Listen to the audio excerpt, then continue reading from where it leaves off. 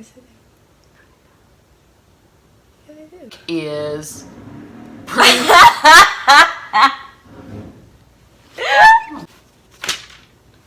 Anyway.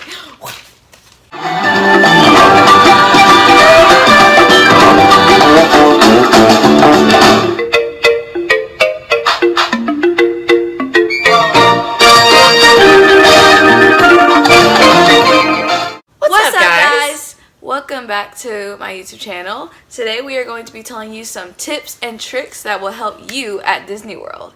She is going to be the leader and I will be coming in to like say some stuff, but she does most of the planning, so she'll be more the lead on this video. But I do bring her into my planning. In fact, she said this year or in the next few trips she wanted to be surprised. So I told her that meant she has to accept anything I plan. Yeah, I've been watching like surprise trips to Disney videos on YouTube and I love them. I would love to get surprised. It'd be so cool. Like a week before, so I have time to like pack and prep myself. So we might do that. We'll see. And if she did do that, she'd probably do like a video of like surprising me, and then like I do a video throughout that week of me packing.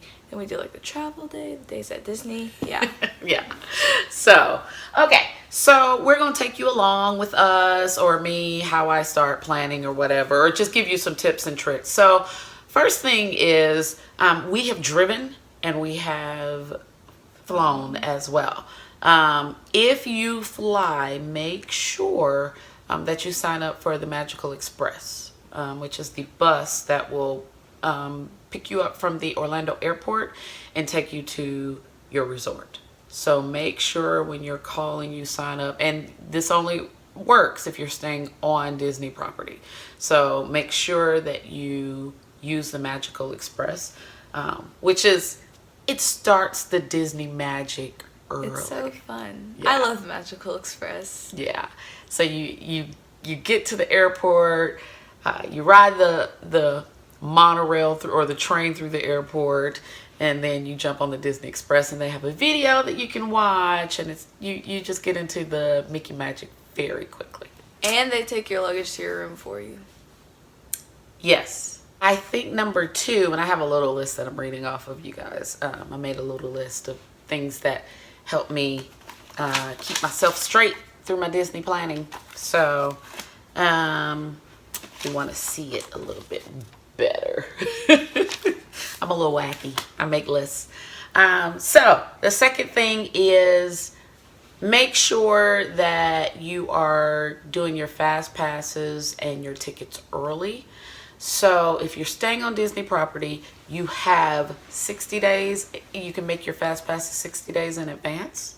And because this one here loves all the thrill rides who just seem like they fill up super fast, we try to make sure that we have our tickets and fast passes 60 days in advance. And on 7 a.m. of day 60, you can start making your reservations. And then you can't make it for the whole week. You have to make it on at 7 a.m. of day 60 of arrival date. And then the next morning, then you make your subsequent days. So for about a week or 8 days or whatever, just set an alarm for the next 8 days at 7 a.m. and make your fast pass reservations. So things like Seven Dwarfs fill up really quickly. Space Mountain. Slinky Dog. Yes, Slinky Dog. Space Mountain seems to be it's been there forever, but it seems to be a favorite. It's not a problem getting a fast pass usually, but you do still need to log in early to get the fast passes. Rock and Roller Coaster. Those are old favorites that, again, you can get fast passes, but think like the new rides. Seven Dwarfs is really difficult. Slinky Dog, the new Star Wars attractions. One of them, though, I know that you don't get your fast pass until your entire party is in Hollywood Studios that day. I think that's Rise of the Resistance. But the other Star Wars ride, you have to do that, as well as the Animal Kingdom Avatar rides, Flight of Passage. Oh, yeah. Make sure at day 60 that you are making those reservations. And that's another thing. So try to make sure you know what parks you are hitting each day, because that will help you plan for those fast passes a little better. And I use, also an old favorite, touring plans. I think the cost is like $10 a year for touring plans, so it's not super expensive, and it helps you come up with a plan. And it also is a crowd predictor too, which is amazing. So they're able to tell you which parks will be busier on which days, and so all of that goes into my planning. So touringplans.com is amazing for coming up with crowd calendars. They tell you which day the parks will be the most crowded, and at that point I will come up with an agenda of which parks hit which days. Now typically this is just for the morning, because what happens is we usually do one park in the morning, and we may go to a completely different park that evening. We go back to Magic Kingdom a lot, because for us, Epcot is, let me take that back. For her, Epcot is not an all-day park. I like going through the worlds and trying different foods and just going through exploring, but she's a teenager. But that's one thing we wanted to try this year. We wanted to try the exploring and try the new foods. Not we, you. I've done it. You know what? I'm going to keep talking. So I want to try. No, there are lots of foods that she wants to try new too, that she hasn't tried or she didn't know about, because we watch AJ on DFB. They talk about food and stuff and all the hidden food that no one really knows about. So we watched that and we saw so many like different kinds of treats. Like my favorite one that I really want to try is the cotton candy milkshake from Beaches and Cream. I really want to try that, but yeah. So yeah, I've walked through the world and explored the world, but to her point, there are some things that DFB has covered, some snacks that DFB has covered that we want to definitely try. Okay, so speaking of snacks and food, dining plan versus no dining plan. So we have done both there as well. I will tell you that typically for us, we don't do the dining plan as of lately. Now, when she was younger, we did tons and tons and tons of character meals. Lots of the buffet, the garden grills, the, what's Magic Kingdom? Chef Mickey's. Chef Mickey's. Oh, yeah. And Crystal Palace. Crystal Palace. Exercis in Epcot with the Princess Meal. Oh, okay. The Royal Table, like she did all of those, and she wanted to do them every trip. I still want to do them. I love meeting characters. She does, but she's okay with trying new restaurants besides doing the same character meals all the time. I love sci-fi. Yes, she loves. So crunch your numbers is my point. So she loves sci-fi. We usually share an entree or a burger because they're huge. And so it'll be interesting this year with trying not to eat as much meat as we've been doing. But I think I looked it up. I think they have veggie burgers or what have you. But the way I crunch the numbers now with us doing places like Sci-Fi, and we're doing, I think, we're going to try to be our guest for lunch as opposed to dinner. That helps a lot. We don't eat breakfast at all. So usually we do a sit-down meal every other day. And I don't count Sci-Fi in that because Sci-Fi is pretty cheap out of your pocket. In relative Disney terms, cheap. So we will probably not do the dining plan again. I typically am doing 3 adults because clearly she's over 10. And so I usually do 3 adults, and the cost versus the cost of just bringing snacks and eating counter service to me is not worth it. Again, when she was younger and I was doing 2 adults and 1 child, we always did the Disney plan. So crunch your numbers. Make sure it's something that is good for you and your family. I don't think there's a right or wrong answer to that. I think you have to see how your family eats, the kind of meals your family eats, how often you need to do sit down meals, how much time you want to dedicate to sit down meals, because she likes to ride rides. So we're doing a lot of park things as opposed to a lot of sit down. So just crunch the numbers and do what's best for you and your family. So the next thing is pens. So she's a pen trader. When possible, Amazon, eBay, the Disney online stores have pens. So if you have little ones and they want to start getting into the pen trading, or even the older ones, like just getting some pens that maybe they would want to trade, or if you see some eclectic or special pens you want to invest in for you or your kids, make sure that you check out Amazon and eBay. They have pens all over the place. They're awesome with pens, and they have some really fun pens that you're able to join, that you're able to purchase online before you get to the parks, because again, the pens are not cheap at the parks, especially the little starter packs. They will run you $35-$40. So if you can, try to get those pens beforehand. Yeah, because we got my first pens at Downtown Disney, and it wasn't exactly cheap. Yeah. I will show you my pens. Alright guys, so here are my pens. I have a lot because there was one year where I left some at home and my mom bought me a whole new lanyard. So, and then you have those couple that fall off. But these are my pens. These are my favorite ones on this lanyard. And then those ones are the ones that I'd be more willing to trade. I don't know if they can see it real good. There we go. Should I point this over here this way?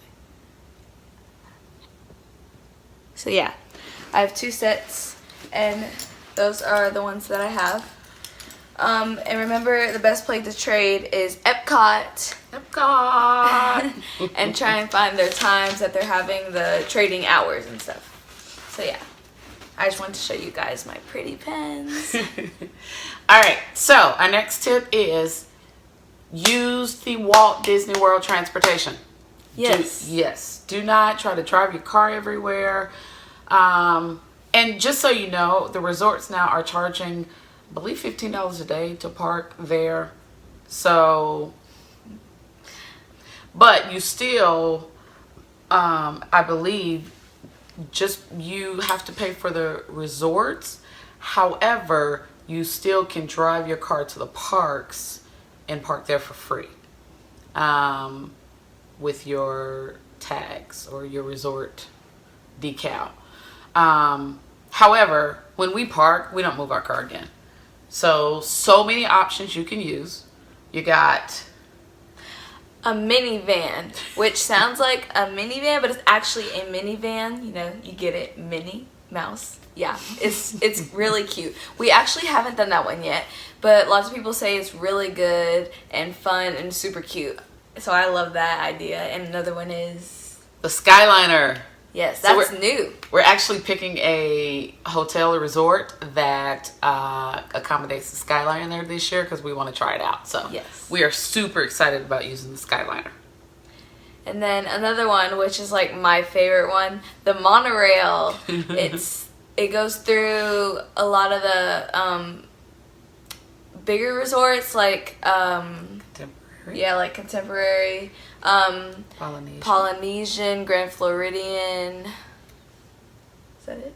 And then it takes you to the TTC, that you can jump on another monorail that would take you to Epcot. So there's your answer to that. And boats.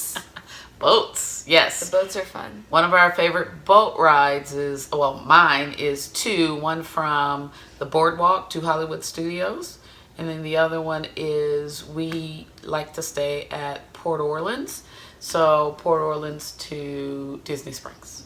Yes, whenever we stay at Port Orleans, we go on that one like every time when we're going to Disney Springs. And then we save the best for last. The buses. Use the buses. I honestly love the buses though. They're like, I love them. It's like, I don't know how to explain it. I just love the buses. They're like so entertaining to me. I don't know why.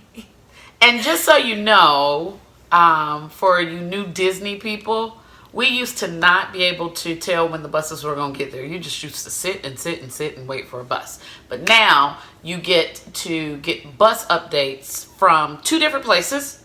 One is there's a big screen when you get to the bus stop that will tell you when the next bus for each park will be.